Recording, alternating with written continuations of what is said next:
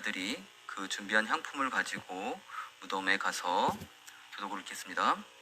돌이 굴러 옮겨진 것을 보고 들어가니 주 예수의 시체가 보이지 아니하더라.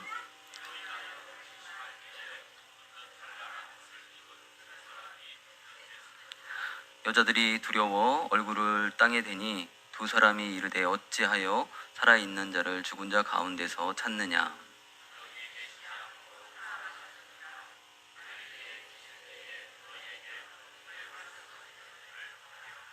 다 같이 하겠습니다.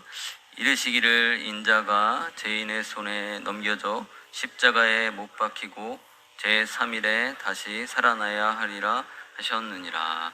아멘. 네. 오늘은 예수님께서 죽은 자 가운데서 부활하심으로 우리를 거듭나게 하신 산 소망이 있게 하신 그 부활절입니다.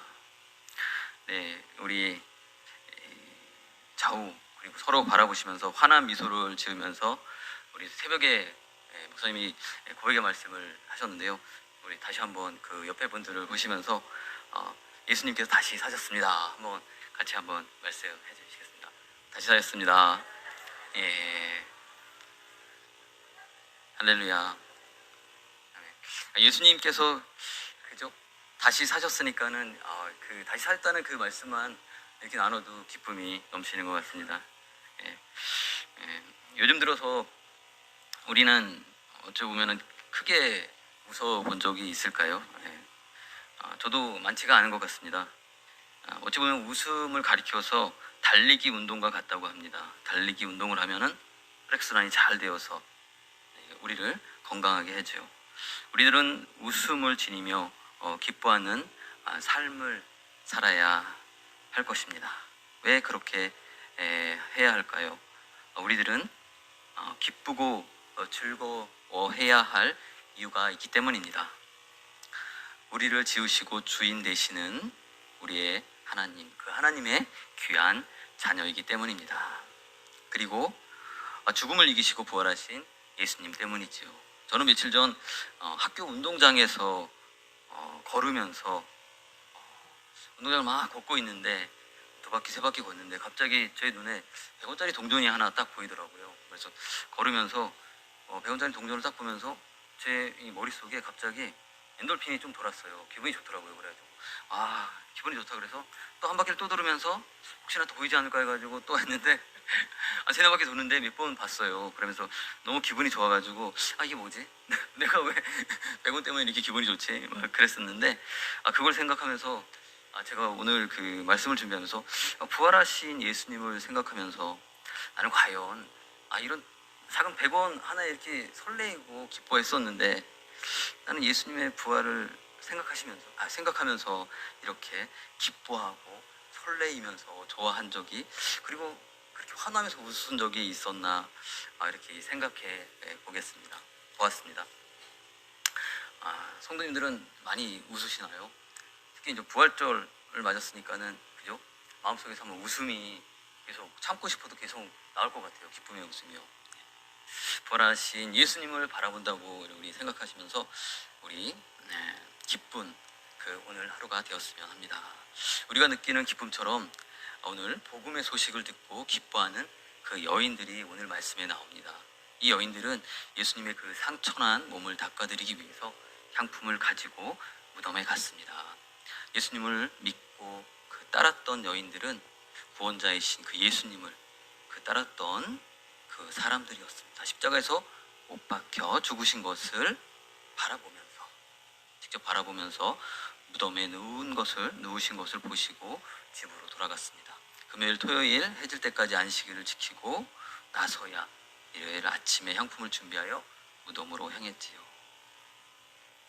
예수님의 죽음을 눈앞에서 목격한 여인들은 무덤을 향하여 예수님을 빨리 만나보고 싶었던 그 마음을 가지고 무덤에 갔습니다. 무덤에 다다랐을 때 마리아와 여인들은 무덤의 돌문이 열려있는 것을 보았습니다. 무덤의 돌문은 어떻게 열지 걱정을 하고 무덤으로 향하던 그들이었는데 무덤의 돌문이 열려 있었습니다. 열려있는 무덤을 향해 그 여인들은 달려갔지요.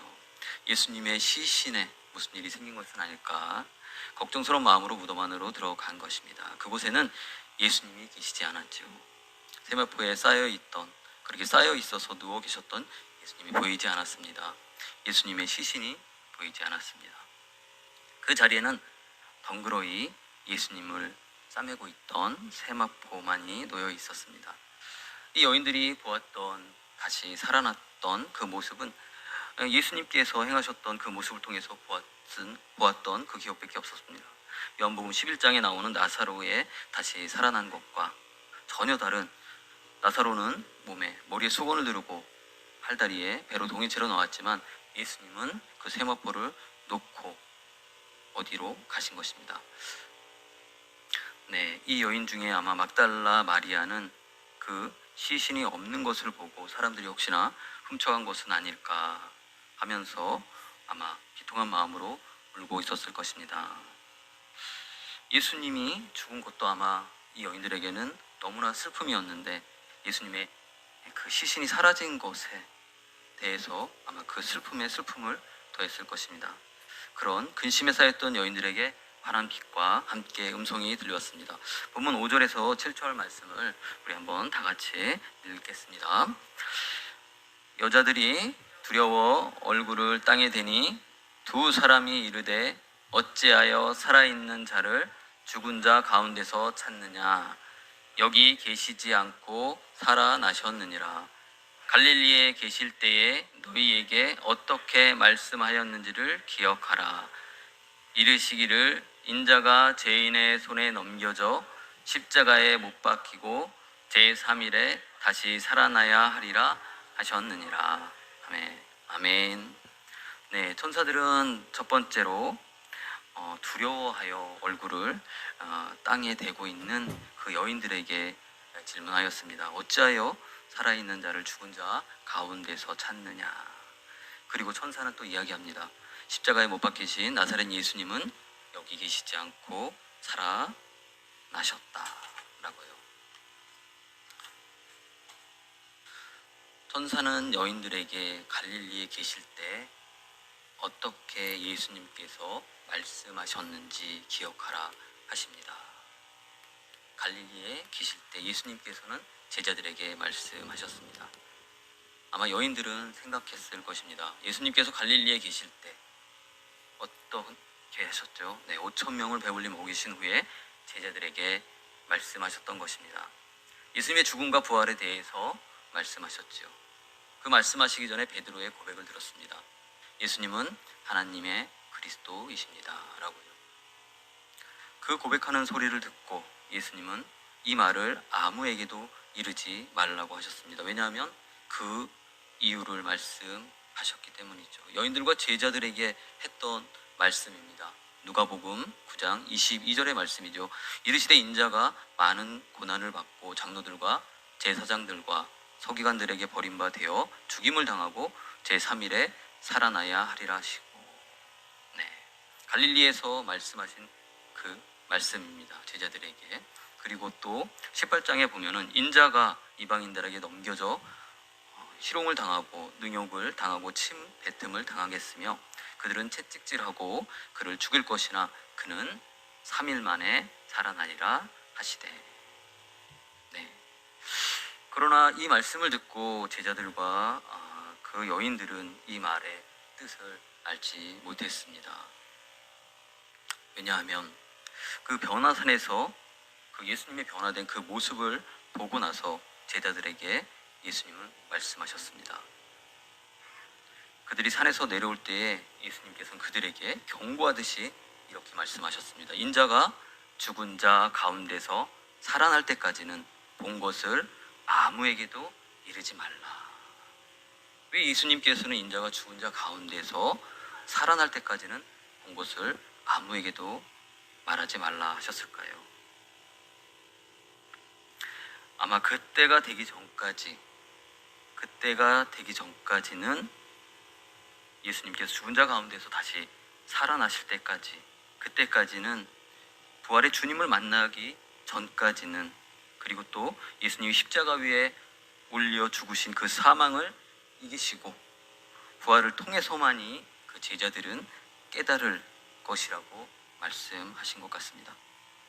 예수님께서 행하시는 모든 일을 알게 될 것이라고, 그때가 바로 부활의 때, 십자가의 고난을 죽으시고 나서 부활하신 그때가 돼서야 제자들이 알 것이라 예수님은 말씀하고 있습니다.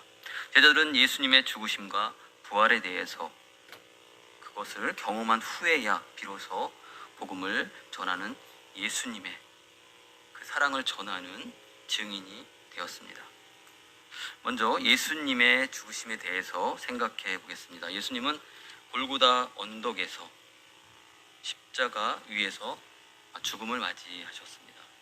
예수님은 자기 스스로를 지셨지요. 그 십자가 위에 글귀가 쓰여졌습니다. 로마 총독 빌라도 예수님 머리 위에 유대인의 왕이라고 쓴 제패가 쓰여졌습니다. 그 제패를 통해서 십자가에 달리신 예수님이 바로 유대인의 왕임을 빌라도의 손을 빌어서 알렸습니다. 십자가 위에서 겪으신 예수님을 바라보면 저희들은 육체적으로 아주 지극히 큰 고통이자 우리가 느끼는 아주 큰 슬픔일 것입니다. 그런 육체적인 그 슬픔을 안고서 예수님은 사람들의 모든 죄를 지고 죽음을 이기시기 위해 십자가에 오르셨습니다.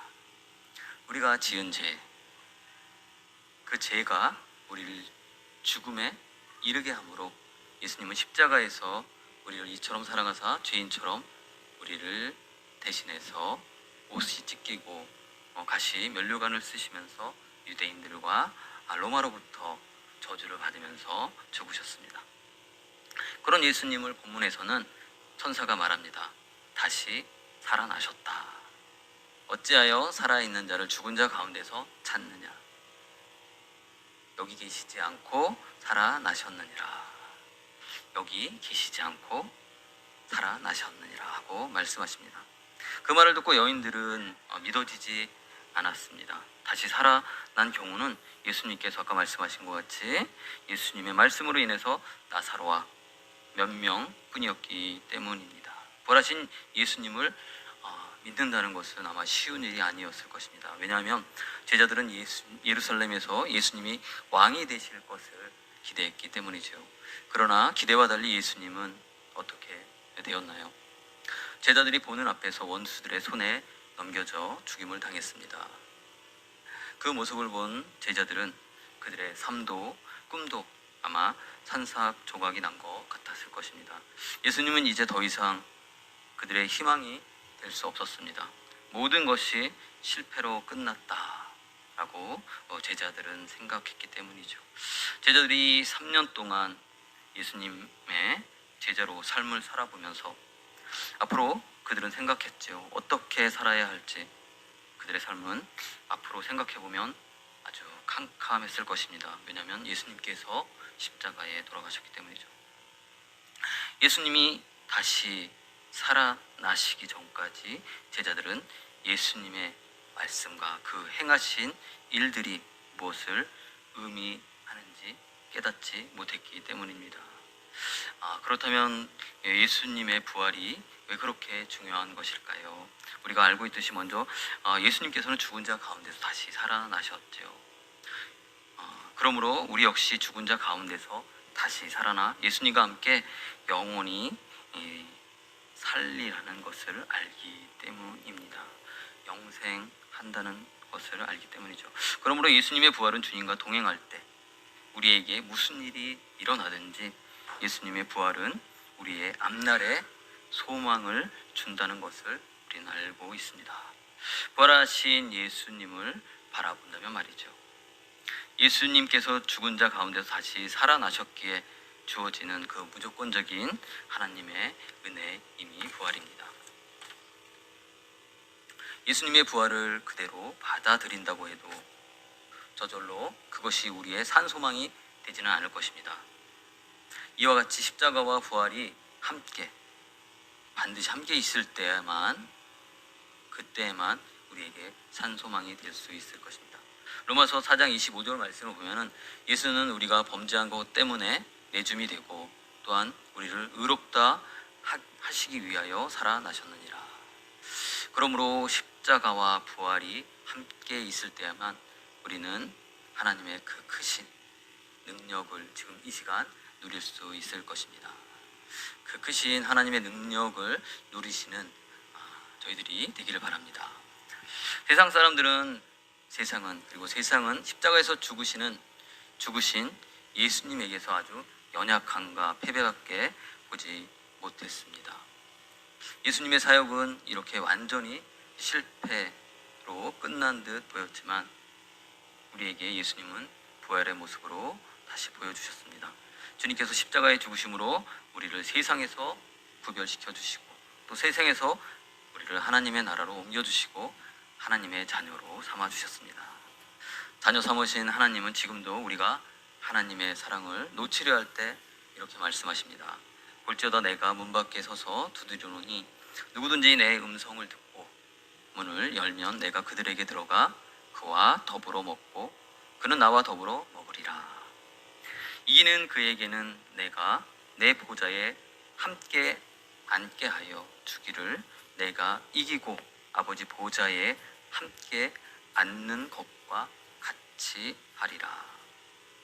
앞에서 여인들에게 천사가 말한 갈릴리 계실 때, 예수님께서 갈릴리에 계실 때 하신 말씀에 대해서 함께 나눠봤습니다. 여기서 하나님이 우리를 향해 행하신 일들 중에 한 가지 특별한 점이 있습니다. 그것은 하나님께서는 강한 자를 쓰시지 않고 왜 자꾸 강하지 않은 덜 강한 사람들을 택해 그들의 약함과 고난을 통해서 구원을 이루셨다는 것이죠. 강한 자를 통해 이루지 않고 약한 자를 통해 구원을 이루시는 어찌 보면 반전인데요. 이 반전은 우리에게 아주 큰 반전, 예수님의 죽음과 부활을 가리킨다고 할 수 있습니다. 어찌 보면 대반전이 저희들에게 복음의 중심을 이루었다고 할 수 있습니다. 예수님이 사람으로 태어나심으로 그리고 죽음과 부활의 기쁜 소식인 그 까닭에 예수님이 우리와 그 자리를 바꾸셨다는 그 까닭에 그렇게 하심으로 놀라운 사랑을 우리에게 보여주십니다. 그 반전, 그 대반전은 바로 예수님이 하늘에서 땅으로 오셨기에 우리는 땅에서 하늘로 올라갈 수 있었습니다.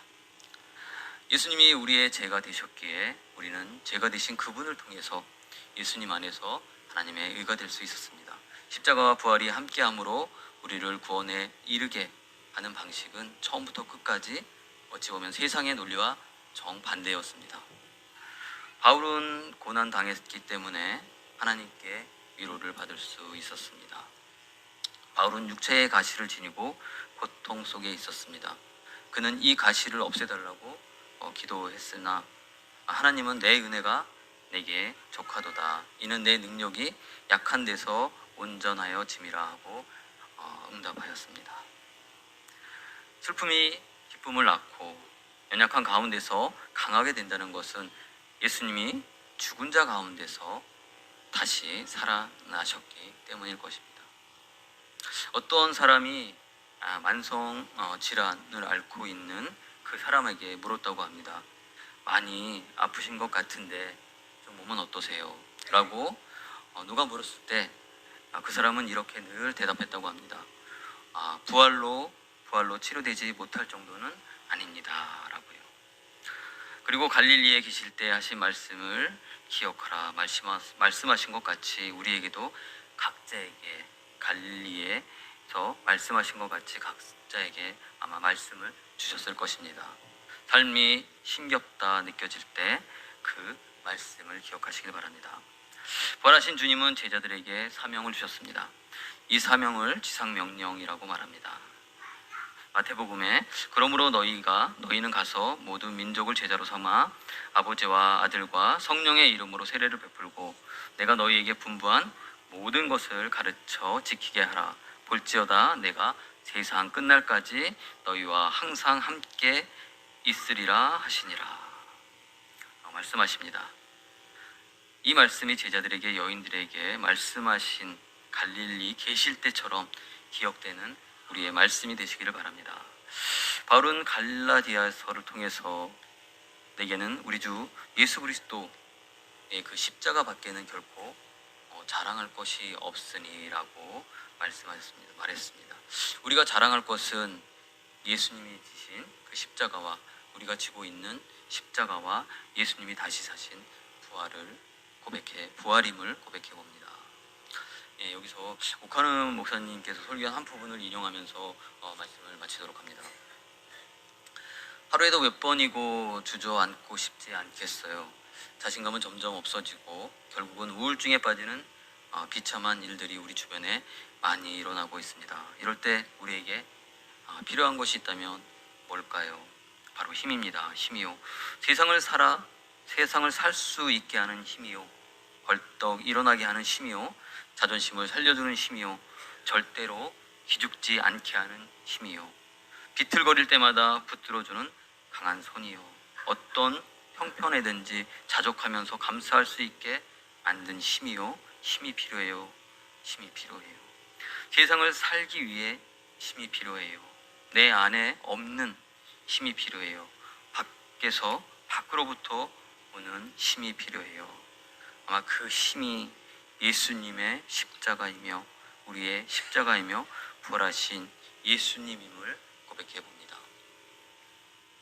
십자가에서 흘러내리는 하나님의 그 사랑의 힘이 죽임을 이기시고 다시 사신 부활의 주님을 바라볼 때 우리는 벌떡벌떡 일으켜 세우실 것입니다. 우리를 벌떡벌떡 일으켜 세우실 것입니다. 우리의 자존심을 심어줄 것입니다. 십자가와 부활을 기억하고 하루하루 승리하는 저와 여러분이 되시기를 바랍니다. 네, 기도하겠습니다. 좋으신 하나님 감사합니다. 하나님, 저희들이 하나님께서 부어주신 그 사랑을 저희 아버지 감당하기 힘들 정도로 저에게 부어주셨지만 저희들이 누리지 못함을 주여 고백합니다. 저희들 삶 속에서 하나님께서 그 놀라운 뜻을 통해서 예수님을 통하여서 십자가에 돌아가시고 그리고 부활의 영광으로 저에게 보여주신 그 사랑을 마음속에 기리면서 항상 주님과 동행하면서 저희가 기쁨으로 주님의 승리를 누릴 수 있는 그런 삶으로 주님 인도하여 주시옵소서. 감사하며 예수님의 이름으로 기도합니다.